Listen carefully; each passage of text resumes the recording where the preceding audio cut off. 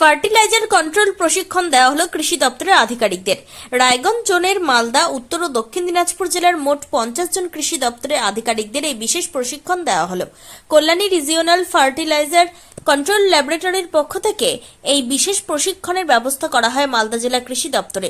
রাজ্যেই প্রথম fertiliser control প্রশিক্ষণ দেওয়া হলো ব্লক স্তরে কৃষি দপ্তরের কর্তাদের। এই প্রশিক্ষণ নেওয়ার ফলে কৃষি দপ্তরের আধিকারিকরা বিভিন্ন সারের দোকানগুলিতে সঠিক তদন্ত, পর্যবেক্ষণ ও বিভিন্ন ক্ষেত্রে তদারকি করতে পারবেন। এতদিন এই প্রশিক্ষণ কৃষি দপ্তরের কর্তাদের ছিল না, ফলে বিভিন্ন সময় সারের দোকানগুলিতে ভিজিট করলেও সঠিক ব্যবস্থা গ্রহণ করতে সমস্যা হতো।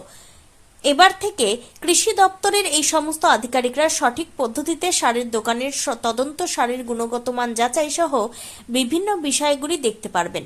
আগামীতেও এই ধরনের প্রশিক্ষণ রাজ্যের বিভিন্ন জেলাগুলিতে দেওয়া হবে বলে কৃষি দপ্তর সূত্রে জানা গিয়েছে। ব্যাপী ব্লক স্তরের আধিকারিকদের একটি প্রশিক্ষণ দেওয়া হলো, কিসের ওপরে এই প্রশিক্ষণ এবং এতে কি সুবিধা হবে? এটা একটা এনফোর্সমেন্ট অফিসার যারা আছে আমাদের ব্লক স্তর, সাব ডিভিশন স্তর, জেলা স্তর, সেই অফিসারদের 3 দিনব্যাপী আমাদের এই যে রিজিয়নটা আছে রায়গঞ্জ রিজিয়ন, এখানে আমাদের উত্তর দিনাজপুর, দক্ষিণ দিনাজপুর এবং মালদা জেলার 50 জন আমাদের অফিসারকে এই ট্রেনিংটা দেওয়া হলো। এটা একটা ওরিয়েন্টেশন ট্রেনিং। আমরা 3 বছর পর পর এই ট্রেনিংটা একজন অফিসার পেয়ে থাকে এবং এর মাধ্যমে আমরা যে ফার্টিলাইজার কন্ট্রোল অর্ডারটা আছে তার বিভিন্ন দিক যেটা অ্যামেন্ডমেন্ট হয়েছে সেটা জানতে পারলাম। কিভাবে একজন অফিসার কোনো দোকানে সার্চ করতে গেলে বা দোকানে চেক করতে গেলে কী কী জিনিসগুলো ভালোভাবে লক্ষ্য করবে, স্যাম্পল ড্র করতে গেলে কী কী প্রসিডিওর ফলো করবে এবং পরবর্তীকালে যদি সেই স্যাম্পলের মান খারাপ আসে তারপরে কি অ্যাকশন নেবে, সমস্তগুলো এখানে ডিটেলসে আলোচনা হলো।